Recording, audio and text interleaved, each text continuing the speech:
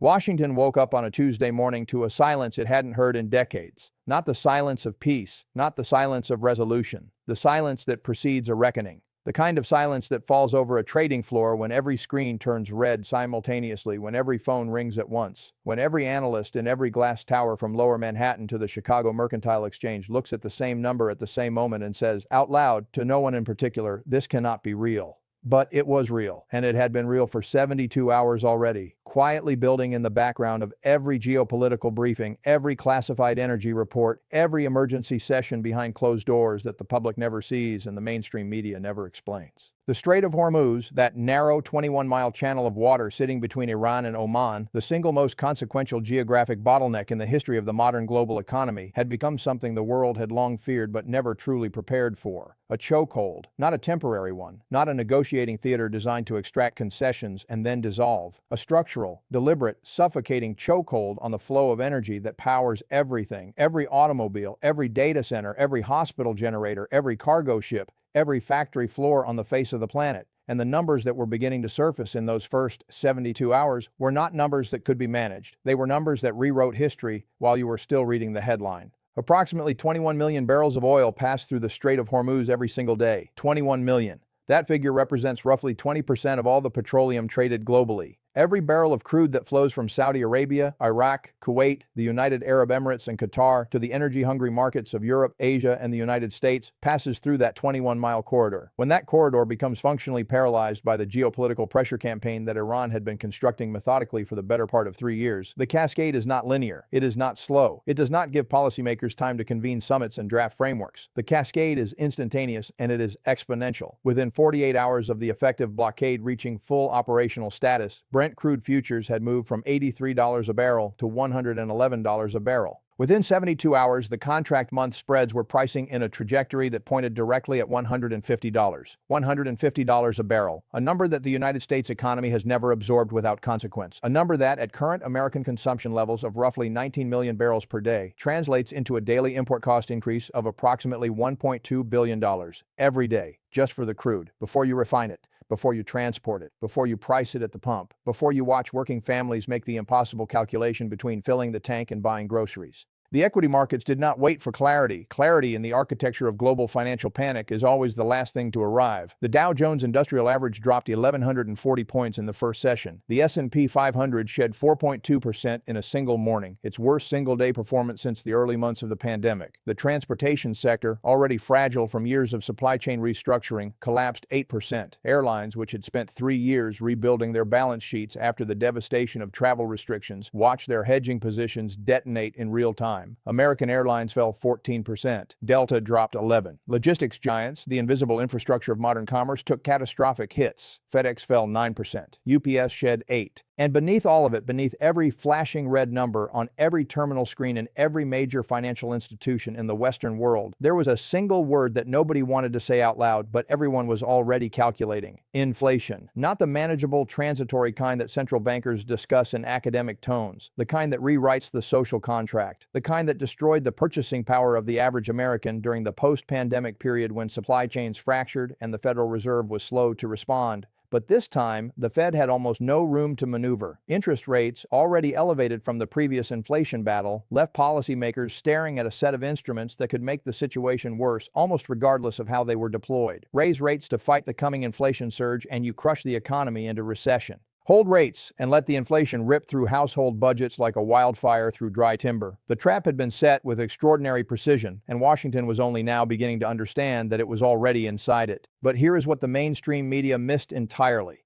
Here is the detail that the cable news anchors, with their graphics and their urgency and their panels of rotating experts, never once mentioned during those first terrifying 72 hours of coverage. While every politician on Capitol Hill was scrambling for cameras, while every Treasury official was drafting emergency memos, while every Federal Reserve governor was assembling crisis protocols, one man was not panicking, one man was not scrambling, one man was sitting in Omaha, Nebraska, in a modest office that looks nothing like the headquarters of the most consequential capital allocation machine in human financial history, and he was moving money, quietly, deliberately, not in response to the crisis, in preparation for the world the crisis was about to create. Warren Buffett, the Oracle of Omaha, the man who turned a failing textile mill into a $400 billion financial empire through nothing more than patience, discipline, and the willingness to act when everyone else was paralyzed by fear, had already begun repositioning Berkshire Hathaway's portfolio in the months before this moment. The specifics of what he was buying, where he was placing the capital, and why the destination of those billions tells you more about the next decade of global economic power than any government report ever published. We will reveal at the end of this video. Because what Buffett saw, what he understood before the crisis made it visible to everyone else, is the entire point of this story. And when you understand it, the world will never look the same to you again. Let us begin with the mathematics, because the mathematics are the argument. The Strait of Hormuz does not exist in isolation. It is the final funnel point in a vast network of energy infrastructure that stretches across the entire Middle Eastern supply architecture. When that funnel closes or even partially constricts, the pressure does not distribute evenly across the global system. It concentrates. It finds every weak joint in every supply chain, and it applies force in precisely the places where the system was already stressed. The first domino is always shipping. Lloyd's of London war risk insurance premiums for vessels transiting the Persian Gulf corridor had already tripled in the weeks preceding the effective blockade, a detail buried in specialist maritime trade publications that no mainstream outlet bothered to translate for general audiences. Triple insurance premiums mean triple operating costs for every tanker owner in the world. Triple operating costs mean shippers who can find alternative routes will take them immediately, regardless of the distance penalty. And when you remove the option of the Hormuz corridor, the alternative routes are extraordinary in their length and cost. A supertanker rerouting around the Cape of Good Hope adds 26 to 30 days to an Asia-bound voyage from the Gulf. 26 additional days of fuel consumption, crew costs, port fees, and capital tied up in transit. At current operational costs for a very large crude carrier, that adds approximately $400,000 per voyage in direct expenses alone, before the insurance premium calculation, before the financing cost of the delayed delivery. Multiply that across the hundreds of vessels that would normally transit the strait in any given month, and you begin to understand why shipping executives, the people who actually move the physical economy, were in a state of controlled terror within the first 48 hours. The second domino is refinery scheduling. American refineries do not operate like flexible, on-demand workshops. They are extraordinarily capital-intensive, highly optimized, calendar-driven industrial operations. They run on contracted crude from specific origins because their equipment is calibrated to specific sulfur contents, specific densities, specific chemical profiles.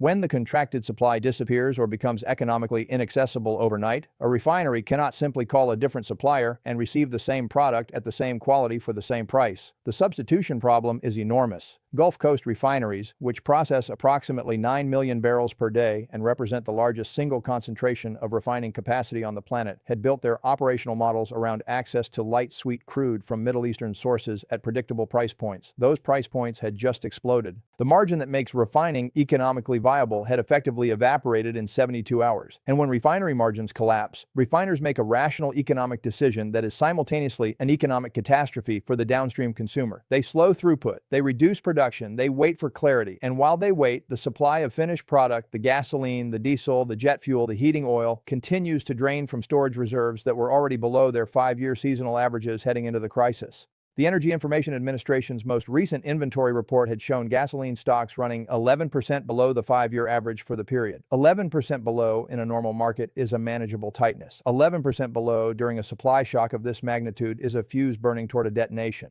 The third domino, and this is the one that the White House simply had not modeled adequately, is the inflation transmission mechanism. Energy is not merely a commodity. It is not one line item among many in the Consumer Price Index calculation. Energy is the substrate of everything. When diesel prices spike, grocery prices follow within 3 weeks because diesel is what moves the trucks that move the food. When jet fuel prices spike, airline ticket prices follow within 60 days because aviation fuel represents 30 to 40% of an airline's total operating cost. When heating oil prices spike, the disposable income of 40 million American homes in the Northeast Corridor shrinks immediately because those homes have no alternative winter heating source. When industrial natural gas prices spike, every energy-intensive manufacturing process in the country, steel, aluminum, chemicals, fertilizer, glass, paper, every single one of them faces a cost increase that will either compress their margins to zero or be passed directly to every business and consumer downstream. The Federal Reserve had spent 18 months trying to engineer a soft landing, trying to bring inflation back to the 2% target without tipping the economy into recession.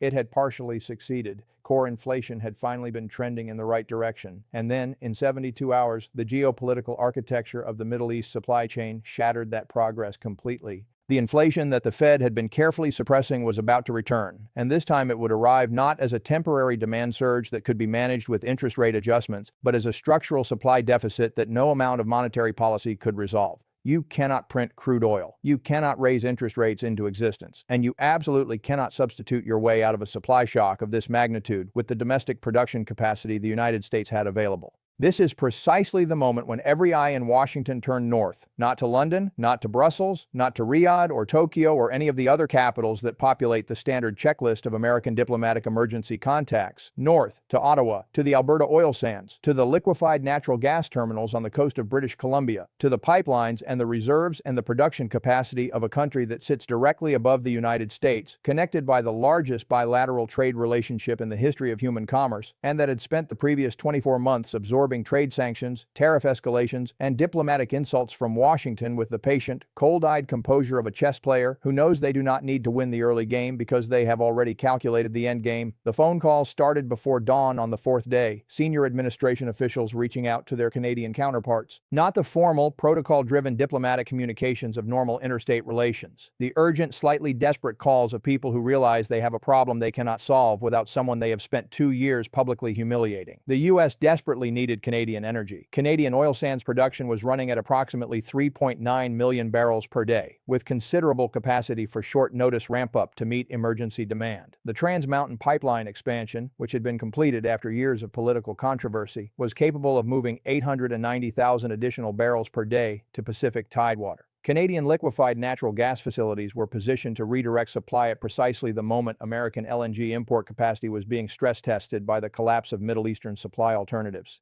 Canada had what the United States needed, every barrel of it, and Canada remembered everything. It remembered the 50% blanket tariffs. It remembered being designated a strategic economic adversary, the same legal language reserved for Iran and North Korea. It remembered the suspension of USMCA provisions that had governed nearly $2 trillion in annual bilateral commerce. It remembered the phone calls that were never returned, the trade delegations that were dismissed, the multilateral institutions that Washington had systematically undermined while Canada watched with a kind of forensic attention that only a nation that has built its entire economic architecture around its relationship with its neighbor can develop. Mark Carney, whose career had been built inside the machinery of global financial systems, who had steered the Bank of Canada through the worst financial crisis since the Depression, and then guided the Bank of England through the existential uncertainty of Brexit, had not forgotten any of it. He had filed it. He had cataloged it. He had built a policy architecture around it that had been ready and waiting for exactly this moment with the patient, premeditated precision of a central banker who understands that leverage is not a weapon you brandish. It is a position you build, quietly, methodically, over time, until the moment arrives when the other side needs what you have more than you need anything they can offer. The Canadian government's initial response to the American emergency energy request was measured in the tone and devastating in the substance. There would be no emergency surge of discounted Canadian crude to bail out an ally that had spent 2 years treating Canada as an adversary. There would be supply. Canada was not interested in making the United States suffer unnecessarily, and Carney was sophisticated enough to understand that an American economic collapse was not in Canada's interest either, regardless of the diplomatic grievances. But there would be terms, long-term supply contracts at prices that reflected the current market reality, not the pre-crisis baseline that American negotiators were instinctively reaching for as their reference point. 15-year agreements for Alberta oil sands crude at pricing structures indexed to a premium above the current Brent benchmark, ensuring that Canada captured the economic value of its position throughout the entire duration of the geopolitical restructuring that was clearly underway. Infrastructure commitments in which American counterparties would contribute to the capital cost of the pipeline and terminal expansions that would be required to meet the new supply volumes, removing the financing risk from Canadian taxpayers and placing it on the American entities that needed the supply most urgently. Regulatory cooperation requirements in which the United States would formally withdraw the tariff and trade designations of the previous 2 years as a precondition for the finalization of any long-term supply arrangement, not as a goodwill gesture, as a contractual prerequisite. The Americans had arrived at the table expecting to negotiate from the position of power that had always characterized their approach to the bilateral relationship. The largest economy in the world, the military guarantor of Canadian security, the market that absorbs 75% of Canadian exports, the indispensable partner. What they found instead was a prime minister who had the receipts, the contracts, and the leverage, and who had no intention of allowing the crisis to pass without permanently restructuring the terms of the relationship in Canada's favor. The high-stakes poker game that had defined North American geopolitics for the previous 2 years had just reached its final hand, and the United States, which had been playing with aces, discovered that its partner to the north had been holding the deck. The negotiation that followed lasted 11 days. It was conducted almost entirely in private, away from cameras, away from the theatrical press conferences that had characterized so much of the previous 2 years of bilateral tension. Canadian trade officials, many of whom had been trained in the forensic traditions of the Bank of Canada and the Department of Finance, arrived at every session with documentation so complete, so meticulous, so thoroughly prepared that American counterparts were repeatedly caught in the position of needing to request time to verify claims that their Canadian counterparts had clearly been assembling for months. The final agreement, when it was announced, represented the most significant restructuring of the North American energy relationship since the original negotiation of NAFTA in the early 1990s. Canada secured 15-year supply agreements for 3.2 million barrels per day of oil sands crude at terms that captured an estimated $600 billion in cumulative revenue over the contract period, calculated at the new pricing baseline. American pipeline operators committed $8.4 billion in new capital investment in Canadian midstream infrastructure. The tariff designations of the previous 2 years were formally rescinded, and buried in Appendix 7 of the Master Agreement, a clause that the Canadian legal team had insisted upon and that American negotiators had initially resisted before the energy mathematics made resistance impossible, was a provision requiring American regulatory agencies to fast-track environmental approvals for any new Canadian energy export infrastructure on the United States side of the border for a period of 20 years. Canada had not merely negotiated an emergency energy supply agreement, it had permanently altered the regulatory and commercial architecture of North American energy for the next 2 decades. And it had done so not through aggression, not through escalation, not through the kind of theatrical confrontation that had defined Washington's approach to international negotiations, but through the quiet, methodical accumulation of leverage that only becomes visible when the other side finally runs out of alternatives. While Washington and Ottawa were locked in their 11-day negotiation, while every policy analyst in the Western world was focused on the bilateral drama unfolding in the North American energy corridor, a different story was unfolding in a different hemisphere. And this story, unlike the North American renegotiation, attracted almost no coverage in the mainstream Western financial press, which was, of course, entirely by design.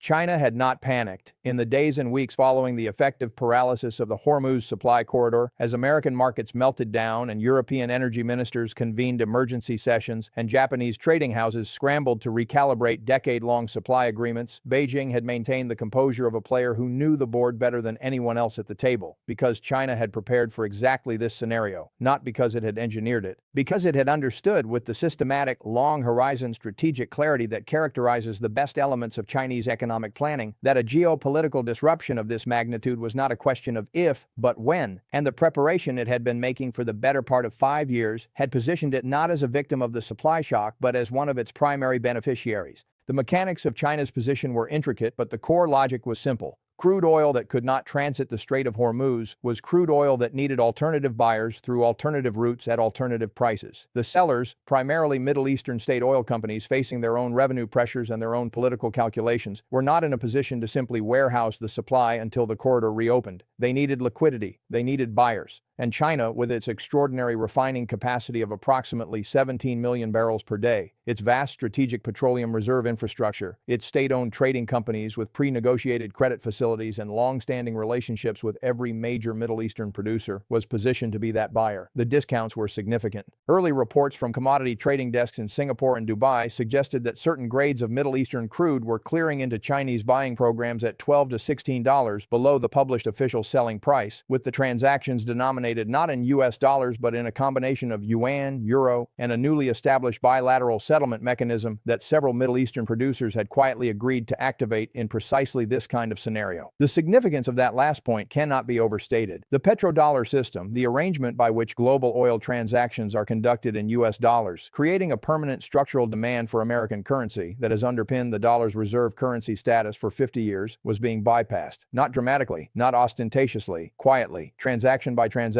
deal by deal. In the way that tectonic plates move, imperceptibly slowly, until the moment when the accumulated pressure is released all at once, and the landscape is permanently different. China was not merely buying discounted oil. It was building the infrastructure of a parallel financial system designed to conduct the most important commodity transaction in the global economy without touching the dollar-denominated settlement architecture that gives the United States its unique and extraordinary monetary privilege. The cumulative value of the transactions flowing through this parallel system during the first 60 days of the supply supply disruption was estimated by independent commodity analysts at between $80 and $120 billion. $80 to $120 billion in energy transactions that would previously have created demand for US dollars, cycling instead through channels that bypass the American financial system entirely. The long-term implications of that shift, if it persisted and expanded beyond the immediate crisis period, were not measured in billions. They were measured in the structural integrity of America's global financial dominance, which is ultimately the foundation of everything else. At the same time that China was accumulating discounted energy assets and quietly expanding the operational scale of its alternative settlement infrastructure, it was also making a series of strategic investments in the energy export capabilities of countries that had historically been secondary suppliers to the global market. Russian pipeline infrastructure, despite the sanctions environment and the diplomatic complications, was receiving Chinese capital through intermediary structures. Central Asian energy projects in Kazakhstan and Turkmenistan were seeing accelerated Chinese investment. East African LNG development projects in Mozambique and Tanzania that had been languishing for years due to financing gaps and political uncertainty suddenly found Chinese sovereign wealth fund capital materializing through structures that were technically clean of any Western financial institution involvement.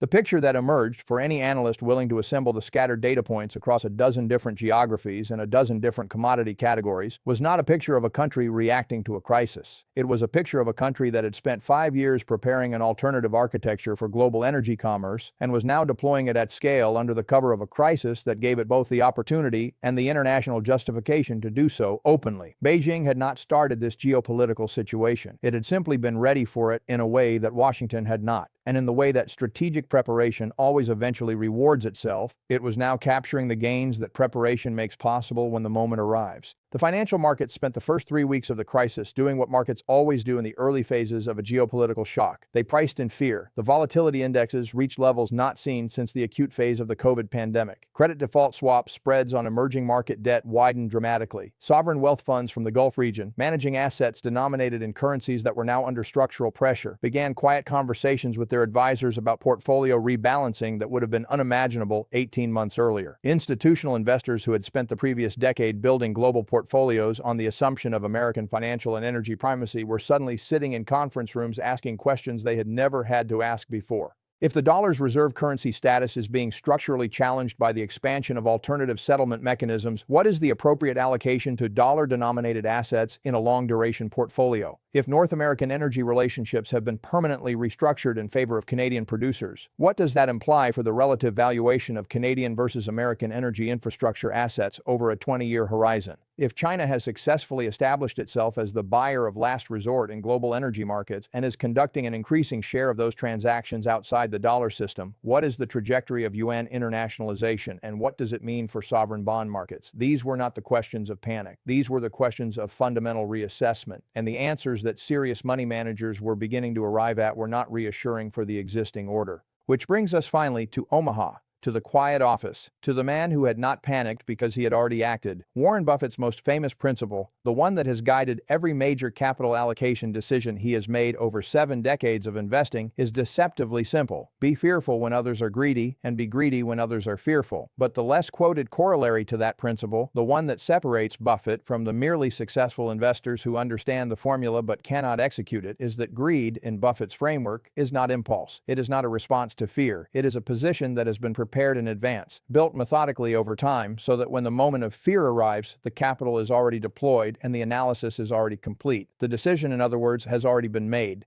What Berkshire Hathaway's regulatory filings revealed in the weeks following the crisis onset, and what financial analysts spent days parsing for their institutional clients, was a portfolio repositioning of extraordinary scope and precision that had begun not after the Hormuz disruption but approximately 9 months before it. 9 months of quiet accumulation in a specific set of asset classes that formed a coherent thesis, visible in retrospect with perfect clarity about the direction of the North American and global energy architecture over the following decade. The first axis of the repositioning was Canadian energy infrastructure. Berkshire had been systematically building positions in the companies that own and operate the physical backbone of Canadian energy production and transport: pipeline operators, storage terminal operators, railway companies whose primary economic function is the movement of bulk commodities, including crude oil by rail, from production regions in Western Canada to refineries and export terminals on both coasts, The logic was precise. If you believe, as Buffett clearly did, that Canadian energy was going to become structurally more important to North American supply security over the coming decade, then the most defensible investment is not the producers themselves, whose economics are subject to commodity price volatility, but the infrastructure through which the production must pass regardless of the price environment. Pipelines collect tolls. Rail networks charge per-car fees. Storage terminals bill for capacity. These are regulated, contracted, inflation-linked revenue streams that do not require a view on the price of oil to generate returns. They require only a view on the volume of oil, and Buffett's view on the volume of Canadian oil moving through North American infrastructure over the following decade was apparently one of very high confidence, expressed through billions of dollars of capital commitment that began 9 months before the crisis gave everyone else the same view.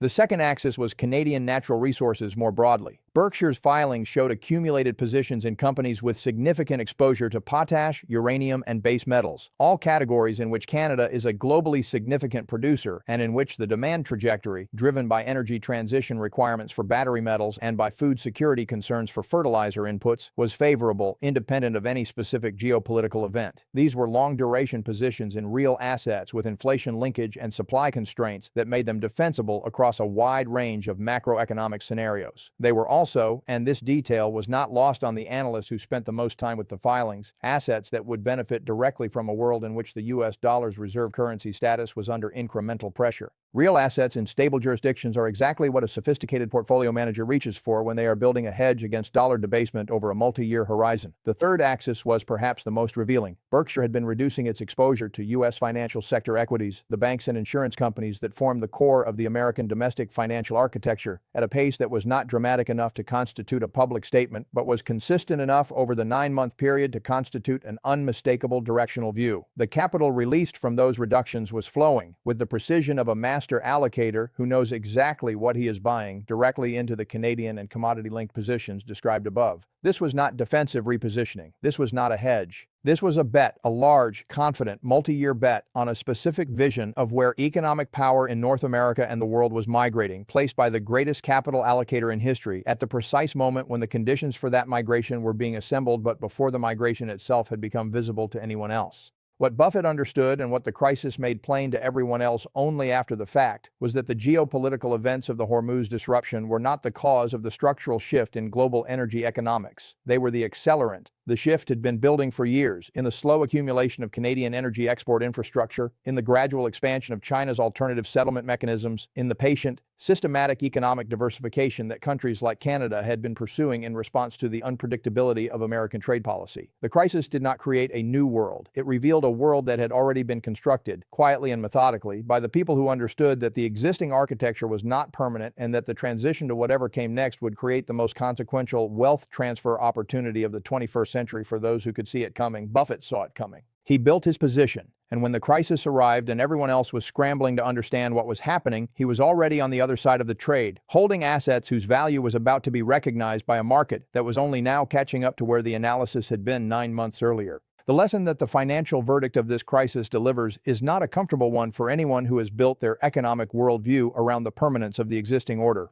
American energy dominance, once a foundational assumption of every global portfolio model, had revealed itself to be contingent on a geopolitical stability that could not be guaranteed. The dollar's reserve currency status, once treated as a law of financial physics, was demonstrably and increasingly subject to challenge from a China that had been building the institutional infrastructure of an alternative for the better part of a decade. Canada, long treated as the passive northern partner in a relationship where the terms were effectively set by Washington, had revealed itself to possess leverage of extraordinary depth and had exercised that leverage with a precision and a patience that had permanently altered the commercial architecture of North American energy. And the smart money, the capital that moves before events rather than in response to them, had understood all of this and had been repositioning accordingly for 9 months before a single day of crisis coverage aired on a single cable news network. The question that remains, the one that every serious investor and every serious policymaker should be sitting with right now, is not what happened during those extraordinary 72 hours when the Strait of Hormuz choked and the world's energy markets convulsed. That story is visible now to everyone. The question is, what comes next? What does a world look like in which Canadian energy has been institutionally repositioned as a strategic necessity rather than a convenient supplement? What does a world look like in which China conducts an increasing share of global commodity transactions outside the dollar dollar-denominated financial system. What does a world look like in which the United States, for the first time in 50 years, is a price taker rather than a price setter in the global energy market? These are not comfortable questions. They do not have reassuring answers. But they are the questions that the people who will navigate the coming decades successfully are already asking. The people who are not asking them are the ones who will discover, too late, that they were on the wrong side of the most consequential economic transition since Bretton Woods. The evidence was always there. The filings were public. The trade data was available. The infrastructure investments were announced in press releases that nobody read carefully enough. The only thing that was missing was the willingness to look at the whole picture instead of the individual pieces and to understand that what was being assembled quietly, patiently across multiple geographies and multiple asset classes in multiple years was not a response to a crisis. It was a new architecture, and the crisis was simply the moment when the rest of the world finally saw what some had been building all along. Warren Buffett saw it. He always sees it. Not because he has information that others do not have, because he asks questions that others do not ask, and he is willing to hold the uncomfortable answers long enough to act on them before the market catches up. The billions he moved into Canadian energy infrastructure, into commodity real assets, into the physical backbone of the new North American energy architecture, were not a reaction to a geopolitical shock. They were the conclusion of an analysis that had been running quietly in the background for the better part of a year, waiting for the moment when the world would finally catch up to where the numbers had been pointing all along. The world has now caught up. The only remaining question is whether you were already positioned for where it was going, or whether you are still trying to understand what just happened.